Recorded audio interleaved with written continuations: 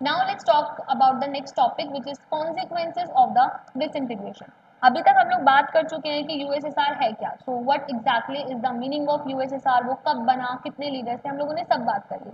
Then हम लोगों ने बात करी कि उसके कॉजेज क्या थे डिसइंटीग्रेशन के, कि अगर यूएसएसआर इतना सक्सेसफुल था तो उसके कॉज क्या थे, वो टूटा क्यों। नाउ अभी वो टूटा है तो टूटने के बाद अब सारी कंट्री अलग अलग हो गई तो उसके इफेक्ट भी तो कुछ पड़ेंगे ना लोगों के ऊपर, लोगों की पर्सनल लाइफ अफेक्ट होगी, डेफिनेट सी बात है। तो अब हम वही चीज के बारे में पढ़ेंगे कि what were the consequences of the disintegration. ठीक है, so the collapse of the second world of the Soviet Union and the socialist system in the Eastern Europe had profound consequences for the world politics। देखो सबसे पहले तो ये जो आपका Soviet union था, जिसको हम सेकेंड वर्ल्ड भी बोलते हैं, या फिर ये जो पूरा आपका यूएसएसआर था, जब ये टूटा तो इसका पूरे वर्ल्ड पॉलिटिक्स के ऊपर बहुत गहरा असर पड़ा। ठीक है, यहाँ पे आपको ना तीन टाइप के मेनली चेंजेस देखेंगे जो बेसिकली यूएसएसआर टूटने की वजह से हुए। Each of these had a number of effects that we can not list here. तो अब तीनों के अपने अपने कुछ इफेक्ट्स हैं जो डेफिनेट सी बात है, हम इतनी छोटी सी बुक में तो नहीं लिख सकते, उसका अगर आप डिटेल में जाओगे तो उसके ऊपर एक अलग बुक भी बन सकती है। ठीक है, तो सबसे पहले तो it meant the end of the cold war confrontation. देखो अभी तक हमने बोला कि वर्ल्ड वॉर टू खत्म हुआ एंड वर्ल्ड वॉर टू के एंड होने के बाद द वर्ल्ड बिकेम बाइपोलर। दुनिया कैसा हो गई थी हमारी, हमारा वर्ल्ड कैसा हो गया था, बाइपोलर। और वो दो पावर कौन कौन सी थी, one was your USA and other one was your USSR. अब हम बोल रहे हैं कि यूएसएसआर डिसइंटीग्रेट हो गया तो सारी पावर किसके हाथ में चली गई, यूएसए के हाथ में चली गई। ये जो पूरा का पूरा कोल्ड वॉर चल रहा था ये किसके बीच में था, यूएसए और यूएसएसआर के बीच में था, है ना। अब अगर यूएसएसआर डिसइंटीग्रेट हो गई तो यानी कोल्ड वॉर खत्म, वॉर जो चल रहा था वो एंड हो गया, एक पार्टी हार गई एक पार्टी जीत गई तो कोल्ड वॉर खत्म। तो वही लिखा है कि it meant the end of the cold war confrontations. The ideological dispute, ये पूरा जो आइडियोलॉजी को लेके डिस्प्यूट था कि सोशलिस्ट सिस्टम अच्छा है या कैपिटलिज्म सिस्टम अच्छा है, अब ये एग्जिस्ट नहीं करता। क्यों, क्योंकि क्लियरली यहाँ पे समझ में आ रहा है कि सोशलिस्ट सिस्टम हार गया और कैपिटलिज्म सिस्टम जीत गया। ठीक है, तो अब ये तो कोई इशू है ही नहीं लड़ने का, क्योंकि आइडियोलॉजी के ऊपर लड़ाई थी और आइडियोलॉजी में क्लियरली विनर कौन है, कैपिटलिज्म। ठीक है, since this dispute had engaged the military of the two blocs, had triggered a massive arms race and accumulation of the nuclear weapon and had led to the existence of the military blocs, the end of confrontation demanded an end to this arms race and a possible new peace। देखो दो country के बीच में लड़ाई चल रही थी, USA और USSR. कोई फिजिकल वॉर नहीं था but it was a war of ideology, ideological dispute था। बट हम लोगों ने देखा किस तरीके से इन दोनों के बीच में एक आर्म रेस थी। आर्म रेस मतलब कहीं ना कहीं यूएसएसआर को लगता था कि यार अभी तो लड़ाई नहीं कर रहा यूएसए बट कभी भी अटैक कर सकता है। सिमिलरली यूएसए को लगता था कि यूएसआर अभी तो शांत बैठा है बट क्या पता हमारे पे अटैक कर दे। तो दोनों के बीच में एक हथियार को लेके जंग रहती थी कि हमारे पास ज्यादा पावर है, हमारे पास ज्यादा न्यूक्लियर वेपन्स है। अब क्योंकि वॉर ही खत्म हो गया, आइडियोलॉजी के ऊपर जो डिस्प्यूट था वो खत्म हो गया, तो डेफिनेटली जो आर्म रेस थी वो भी खत्म हो गई। तो एक तरीके से हम देख सकते हैं कि पॉसिबिलिटी थी कि पूरे दुनिया भर में पीस एस्टेब्लिश हो सकता है। ठीक है, तो पहला आपका कॉन्सिक्वेंस था कि भाई वॉर खत्म हो गया, आइडियोलॉजी के ऊपर जो डिस्प्यूट था उसमें एक आइडियोलॉजी क्लियरली विनर आपको दिख गई। एंड दूसरा अब हम देख सकते हैं कि वर्ल्ड जो है वहां पे पीस एस्टेब्लिश की जा सकती है। क्यों, क्योंकि अब हथियारों को लेके कोई लड़ाई नहीं है। ठीक है, क्योंकि अब डिस्प्यूट ही नहीं है तो आप लड़ाई का कोई सेंस ही नहीं बनता। ठीक है, so that was the first consequence. ठीक है, नेक्स्ट है आपका power relations in world politics change and therefore the relative influence of ideas and institutions also changed।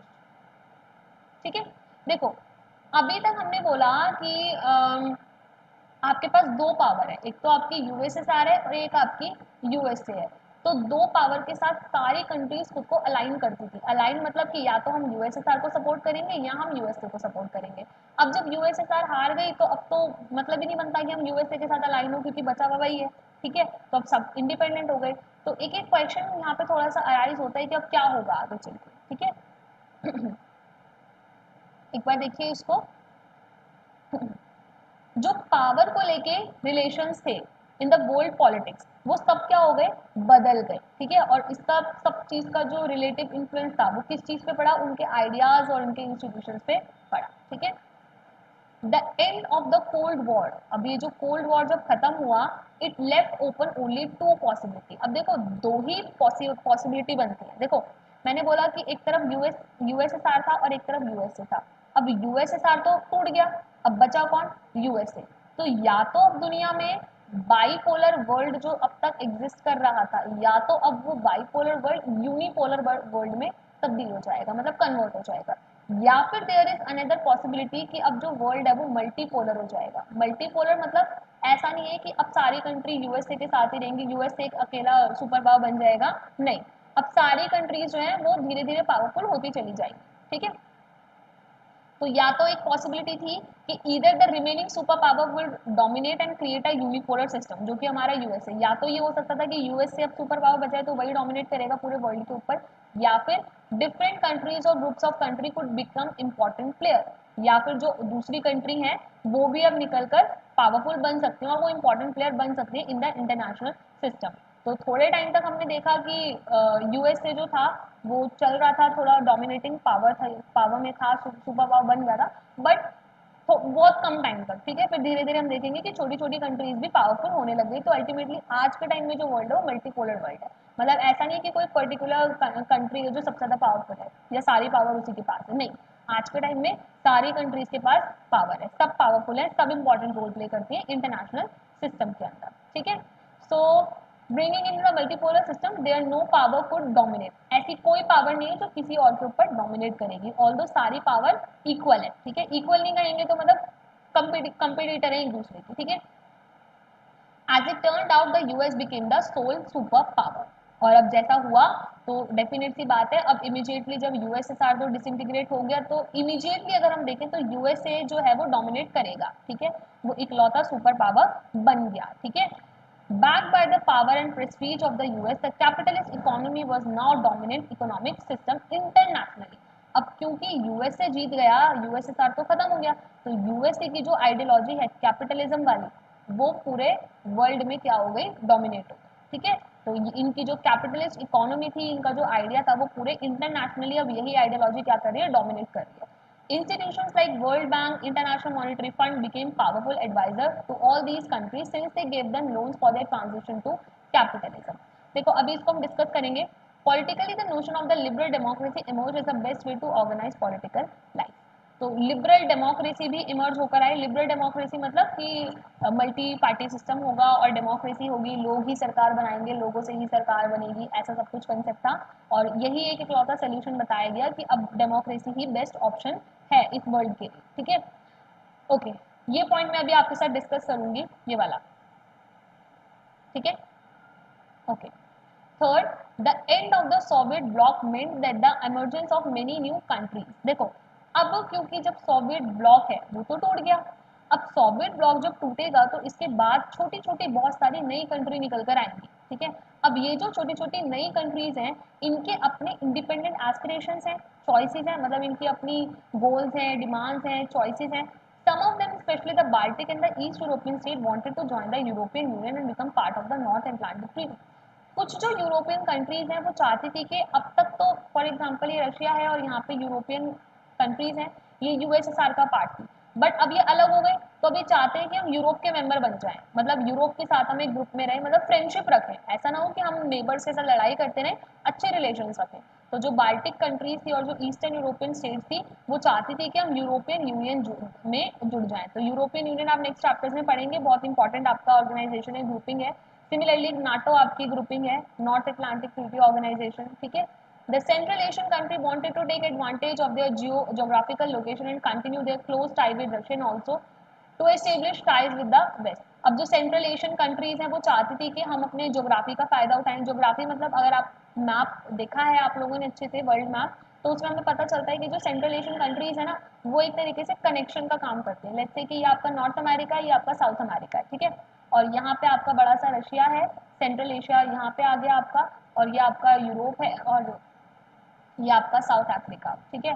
तो अभी यहाँ पे आपका मेडिटेरियन सी है, ये सी है आपका, ठीक है, ये एशिया है, ये पूरा आपका जापान वगैरह सब इधर उधर आ जाता है, ठीक है। तो अगर आप देखेंगे सेंट्रल एशिया ये है, सेंट्रल एशिया ये है, तो एशिया के साथ अगर यूरोप को कनेक्ट करना है, एशिया के साथ अगर यूरोप को कनेक्ट करना है तो सेंट्रल एशिया से ही होकर जा सकते हैं, ठीक है, सेंट्रल एशिया से ही होकर जा सकते हैं। तो सेंट्रल एशिया जो थी वो चाहती थी कि भाई हम अपना जो ज्योग्राफी है उसका फायदा उठाएं और हम रशिया के भी साथ मिलकर रहें और यूएस के साथ भी मिलकर रहें, ठीक है। ओके, दस the international system saw many new players emerge.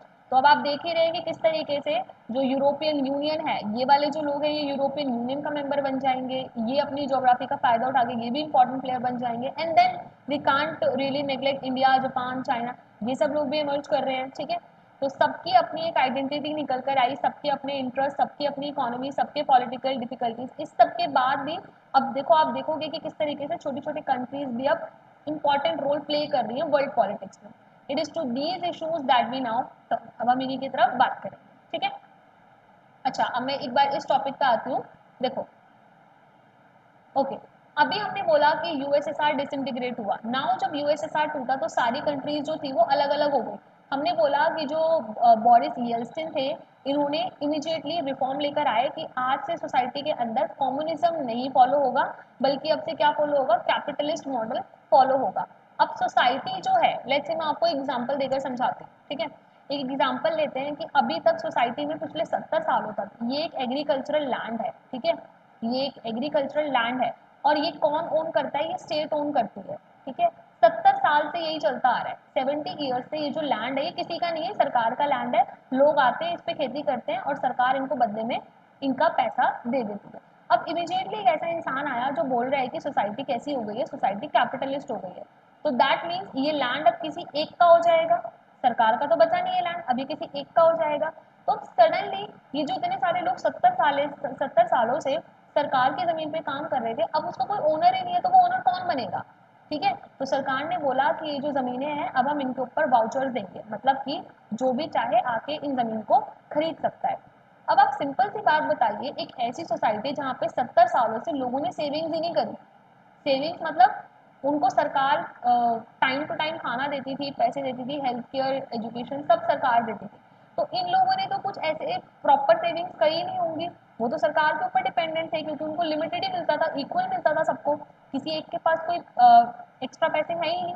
ठीक है, तो अब ऐसे समय में अब अगर आप लोगों को बोलोगे कि आओ और ज़मीन खरीद लो, तो किसके पास पैसा होगा, कौन खरीदेगा, खरीदेंगे तो कौन, ब्यूरोक्रेट्स खरीदेंगे, ब्यूरोक्रेट्स जो ऑलरेडी पहले पावर में थे। ठीक है, तो अल्टीमेटली जो गरीब लोग थे वो तो जब भी ये लैंड नहीं खरीद पाए ना, लैंड तो वही खरीदेगा जिसके पास पैसा होगा।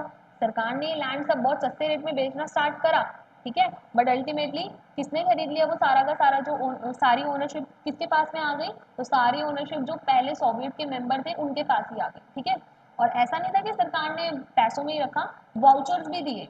वाउचर मतलब ठीक है कि हर एक पर्सन को हमने लेट्स से 100 रुपीज़ का वाउचर दिया और वो इस 100 रुपीज़ के वाउचर से लेट्स से कि 100 स्क्वायर फीट की एक ज़मीन को खरीद सकता है।